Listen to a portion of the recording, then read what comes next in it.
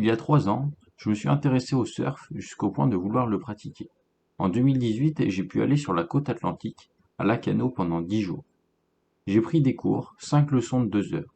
J'arrivais tout juste à surfer des petites vagues, mais j'ai kiffé ce sport. Je voulais en faire plus. En partant, j'avais qu'une hâte, c'était de revenir l'année prochaine. Ce qui arrive. Cette fois, c'était sans encadrement. Je n'avais pas trop aimé l'ambiance des cours, j'allais donc surfer en solo. J'ai bossé le sujet, appris les règles, élargi mes connaissances pour améliorer ma technique. Comme j'étais vraiment motivé, j'ai aussi acheté mon matériel, car c'était plus rentable par rapport au loueur. Je faisais des sessions de 3-4 heures par jour, j'en profitais le plus possible. Mes progrès étaient notables, meilleure rame, take-off de plus en plus réussi. Je commençais à maîtriser le bottom turn frontside. C'était un bon début, mais il me manquait encore certaines bases. Pour mon 3e séjour, l'année 2020 donc, j'ai décidé de filmer quelques sessions pour avoir ma progression en image. Mais avant, il faut que je vous explique comment on surfe. Surfer une vague n'est pas si inouï que ça. Il ne suffit pas de se mettre à l'eau, attendre que la vague arrive et la surfer. Il y a des étapes à réaliser en amont très importantes. Il faut commencer par repérer le spot, la vague que l'on veut surfer, franchir la barre, se positionner au pic, choisir la vague que l'on veut prendre, ramer, ramer fort, take off et enfin surfer, c'est-à-dire réaliser des virages, des manœuvres. Chacune de ces étapes sont tout aussi importantes les unes que les autres, mais certaines sont plus dures à maîtriser, notamment le take-off, et après un an sans surf, le mien était devenu brouillon, les mouvements imprécis, donc je me suis principalement entraîné sur ce mouvement avant d'aller dans l'eau. Le but est d'avoir un take-off fluide, one motion, rapide. Cela permet de gagner du temps sur la vague et d'analyser plus rapidement la situation pour prévoir la suite du run. C'est une étape cruciale. Ce qui est bien, c'est qu'on peut travailler ce geste un peu partout, pas besoin de l'océan pour le faire. Je m'entraînais donc sur un matelas, les pieds dans le vide, comme sur ma planche. C'est ce que j'ai trouvé de plus ressemblant à l'eau, mou et instable, idéal pour travailler l'explosivité et l'équilibre. Pour retrouver des sensations, rien de mieux que de surfer la mousse. C'est pas trop compliqué, il faut juste se soucier de sa rame et de son take-off.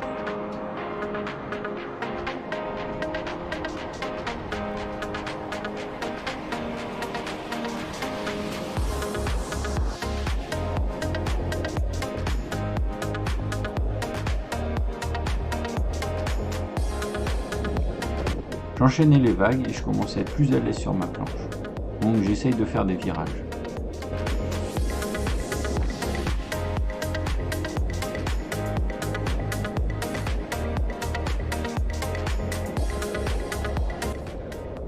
Les premières sessions ont été que du surf de mousse, car les conditions étaient trop grosses. Le courant de baïne était trop puissant, je dérivais de 100 à 150 mètres en 2 minutes, et je n'arrivais pas à passer la barre.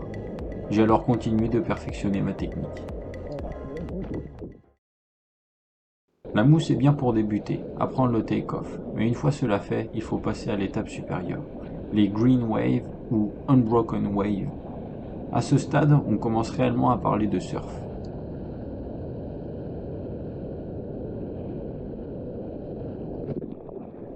L'inconvénient de ces vagues, c'est qu'elles sont plus difficiles à attraper, plus techniques.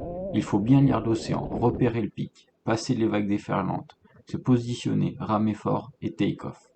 Ce qui m'a posé le plus de problèmes, c'est le positionnement. J'ai raté, mais beaucoup de vagues à cause de ça. La plupart du temps, je n'étais pas au pic, car l'océan est changeant, donc soit les vagues me cassaient dessus, ou soit derrière moi. L'autre raison est que les spots sont blindés. Beaucoup trop de surfeurs au même endroit. Impossible de respecter les règles de priorité et le tour de chacun. Je me retrouvais à surfer 3-4 vagues pour 5 heures, ce qui n'est pas terrible. Je n'avais pas eu la présence d'esprit de revenir plus tard, lorsqu'il y aurait moins de monde. Cela s'est reproduit pendant 2 ou 3 sessions, même en me levant à 5 heures du matin. Dès 7-8 heures, les spots étaient pleins. Conclusion, je n'ai pas trop surfé, ni trop progressé d'ailleurs. Quelques jours après, l'océan était plus calme, vraiment plus calme, et la majorité des surfeurs semblaient moins intéressés par les petites vagues et avaient délaissé les spots que je fréquentais. Ce qui m'a permis de surfer beaucoup plus. J'ai pu davantage travailler les virages et les take-offs.